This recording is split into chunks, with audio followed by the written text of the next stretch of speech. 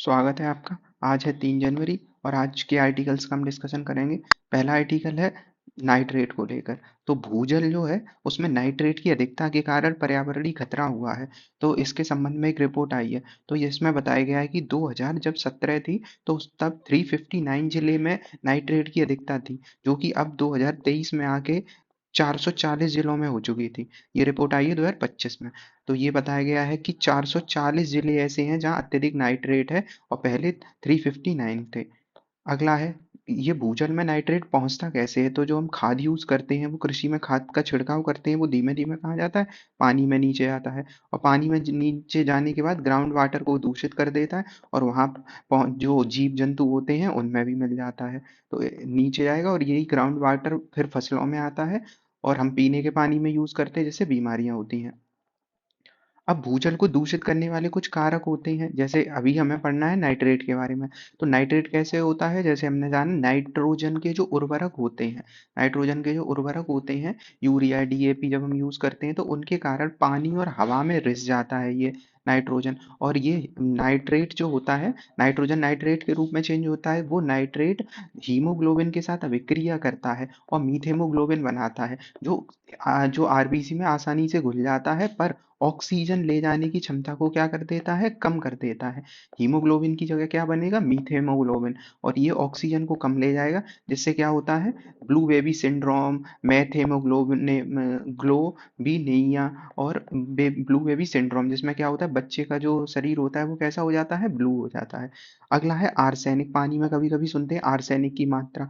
तो प्राकृतिक रूप से आर्सेनिक प्राकृतिक रूप से कहीं भी पाया जाता है, कृषि, खनन, औद्योगिक, इनमें पाया जाता है। थर्मल पावर प्लांट के फ्लाई ऐश से भी निकलता है और ये तालाबों में रिस जाता है। इससे क्या होता है आर्सेनिक से, तो आर्सेनिक से ब्लैक फुट रोग होता है। आर्सेनिक से क्या होता है, ब्लैक फुट रोग होता है। अगला है फ्लोराइड। फ्लोराइड भी शरीर में जाता है पानी के जरिए, तो इसमें न्यूरोमस्कुलर विकार होता है, कंकाल फ्लोरोसिस होता है, और जो मेन है वो है नॉकनी सिंड्रोम, जिसमें हड्डियां टेढ़ी हो जाती हैं। तो नॉकनी सिंड्रोम होता है फ्लोराइड के कारण। अगला है यूरेनियम के कारण। अब ये लगेगा कि यूरेनियम प्रदूषित करता है कि नहीं करता है जल प्रदूषण। तो यूरेनियम जल प्रदूषण फैलाता है। पहला है इसका एरिया, जानते हैं कि उत्तर राजस्थान और और जो पश्चिमी क्षेत्र है अपना, उत्तर पश्चिमी राज्यों में यूरेनियम पाया जा रहा है। कहाँ पे, जहाँ पे जलोढ़ वाला जल भरा रहता है, जलोढ़ मिट्टी और जल होता है, वहां पे क्या होता है, यूरेनियम अधिकता से पाया जाता है। साउथ में देखें तो तेलंगाना में कैसे होता है, अपने यहाँ कैसे होता है, जलोढ़ मिट्टी वाले क्षेत्र में। अब तेलंगाना वाले में क्या होता है, जहाँ पे ग्रेनाइट की चट्टानें होती हैं, उन चट्टानों का जब अपक्षयपर्दन होता है तो यूरेनियम पानी में मिल जाता है और ये बाद में क्या करता है, गुर्दे की विषाक्तता का पैदा कर देता है, किडनी में समस्या हो जाती है। अगला रिपोर्ट है इसी के बारे में विशेषताएं। तो इसमें ये बताया गया है कि कब मानेंगे कि वो दूषित हो गया है पानी। तो जब नाइट्रेट का स्तर भूजल में 45 मिलीग्राम प्रति लीटर से अधिक हो जाए। 45 से कम है तो सही है, 45 मिलीग्राम प्रति लीटर से अधिक हो जाएगा तो उसे दूषित मानेंगे। उच्च दूषण क्षेत्र कौन कौन से हैं, तो अभी देखा जैसा वो राजस्थान, मध्य प्रदेश और ये गुजरात वाले एरिया, राजस्थान, मध्य प्रदेश और गुजरात वाले एरिया में ज्यादा पाया जाता है। साउथ में भी देखने को मिलता ही है। अब कब ये ज़्यादा होता है, कब कम होता है, तो पूछा जाएगा। तो जब जल ज़्यादा होगा तब जल का प्रदूषण ज़्यादा होगा। तो मानसून के दौरान नाइट्रेट का प्रदूषण बढ़ जाता है। जैसे 30 अगर परसेंट है तो वो 32 तक पहुंच जाता है मानसून के दौरान। अब है इससे जल से संबंधित दो आयोग हैं, वो कौन सा है, एक है केंद्रीय जल आयोग और केंद्रीय भूजल बोर्ड। अब पहला देखते हैं केंद्रीय जल आयोग। तो जल आयोग अम्बेडकर जी की सलाह पे बनाया गया था 1945 में। तो मेन है अम्बेडकर, ऐसे याद कर सकते हैं कि अम्बेडकर जी को जल पीने से रोका गया था। जो स्टोरी हम पढ़ते हैं तो 1945 में अम्बेडकर की सलाह पर ये बनाया गया था। और ये किस मंत्रालय के अंतर्गत है, चूंकि जल आयोग है तो जल मंत्रालय के ही अंतर्गत होगा। इसका मुख्यालय कहाँ होगा, चूंकि जल शक्ति मंत्रालय, तो मंत्रालय कहाँ होते, दिल्ली में होते, तो दिल्ली में इसका मुख्यालय हो जाएगा। और ये सतही जल से काम करता है, क्योंकि जल आयोग है, ये क्या करेगा, सतही जल से। अब आ जाए भूजल आयोग, भूजल बोर्ड पे। तो केंद्रीय भूजल, तो भूजल से ही लग रहा है कि ये अंदर ग्राउंड वाटर के जल की बात करेगा। तो केंद्रीय भूजल बोर्ड है जो ग्राउंड वाटर से करता है, CGWB करके। इसका स्थापना कब हुई थी, तो इसकी स्थापना गठित हुई थी ये 1970 में, जब अपने यहाँ पर्यावरणीय कार्यक्रम शुरू हो रहे थे 1970 के आसपास, तब भूजल बोर्ड का स्थापना हुई थी।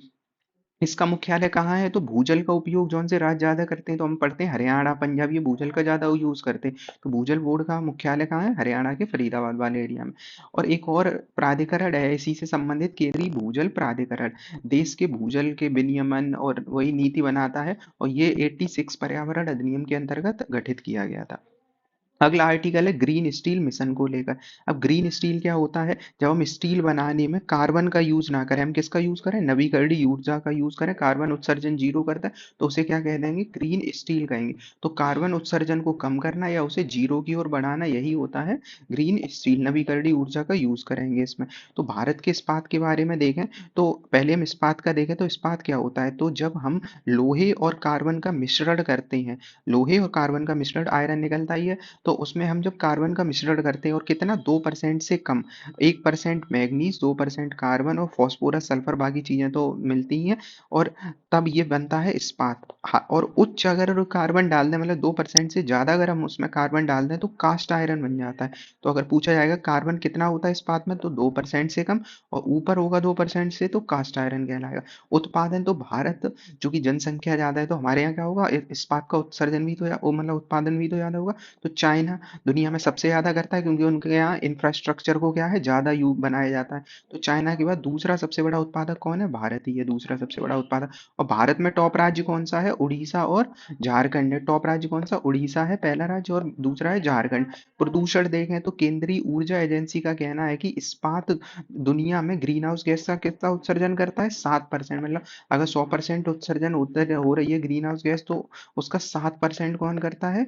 जो ग्रीन हाउस इस्पात वाले उद्योग करते हैं, क्योंकि यह कोयला और लोहे के अयस्कों का उपयोग करता है, और वहां से क्या निकलता है? Polycyclic aromatic hydrocarbons. तो एरोमेटिक हाइड्रोकार्बन्स हैं, ऐसे याद कर लेना, कुछ एयर में जा रहा है कार्बन, तो एरोमेटिक हाइड्रोकार्बन्स हैं, और ऑक्साइडों को हवा में छोड़ता है ये। ग्रीन स्टील का देखें तो वही है कि रिन्यूएबल एनर्जी के माध्यम से जब हम स्टील का निर्माण करते हैं, और इससे क्या होगा? प्रदूषण नहीं होगा और वाटर पॉल्यूशन नहीं होगा। तो ये क्या कहलाता है? ग्रीन स्टील वाला है। तो ग्रीन स्टील में नेट जीरो का लक्ष्य प्राप्त करना, इसे प्रोत्साहन सरकार कर ही रही है। तो ये है।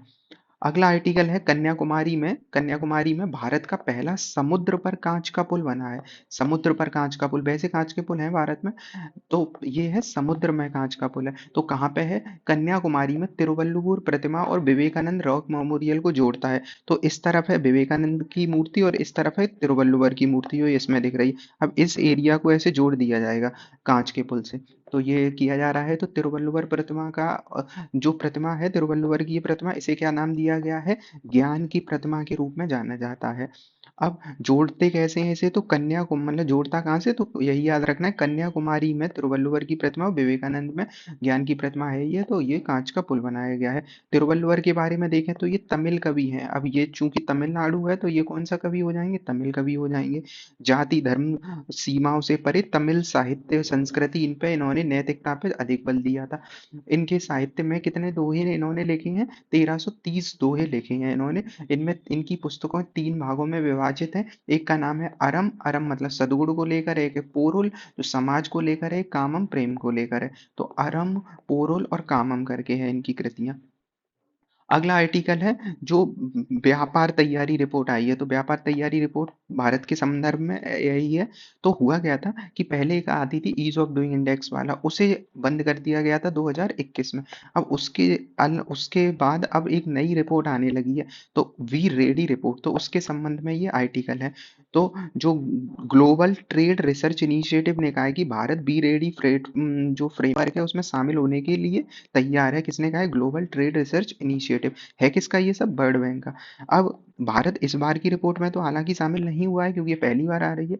तो विश्व बैंक की पहले आती थी ईज ऑफ डूइंग वाला है, उसकी जब वो 2021 में बंद कर दी गई थी, क्योंकि कुछ उस पर अपवाद हुए, मतलब कुछ चिंताएं जाहिर की गई थी विश्व के द्वारा, तो इस वजह से। अब आई है व्यापार तैयारी रिपोर्ट। तो व्यापार तैयारी रिपोर्ट मतलब वी रेडी। तो क्या है? Business ready report. तो निजी क्षेत्र के विकास के लिए, निजी क्षेत्र क्योंकि प्राइवेट सेक्टर ही देखेगा बिजनेस वाला, तो निजी क्षेत्र के विकास के लिए व्यावसायिक वातावरण का मात्रात्मक मूल्यांकन करेगा कि व्यावसायिक वातावरण कैसा है निजी क्षेत्र के लिए। पहला संस्करण ही चूंकि अक्टूबर में आया है वी रेडी का, तो ये अभी आया है। इसमें के कुछ स्तंभ होते हैं, क्योंकि कोई रिपोर्ट आती है तो कुछ उसके पैरामीटर होते हैं। तो इसका एक पैरामीटर है कि रेगुलेशन का ढांचा क्या है, नियमन ढांचा। तो जिस देश में अगर कोई बिजनेस स्टार्ट हो रहा है तो वहाँ केंद्र सरकार कैसी, स्पष्टता कैसी है, निष्पक्षता, मतलब व्यवसाय बनाने के लिए सारी चीजें जरूरी होती हैं कि सरकार सही से काम करे, नियम आसान हो, ये सब चीजें।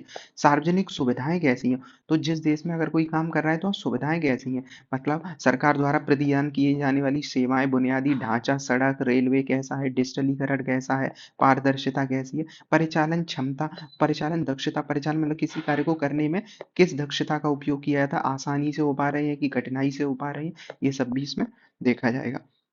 अब ईज ऑफ डूइंग का इंडेक्स के कुछ ये विशेषताएं थी। अब अभी हमें क्या पढ़ना है, वी रेडी वाला। तो इसमें भी 10 संकेतक थे, इसमें भी 10 संकेतक हैं, बस इसमें 3 स्तंभ हैं और 3 विषय कर दिए गए हैं।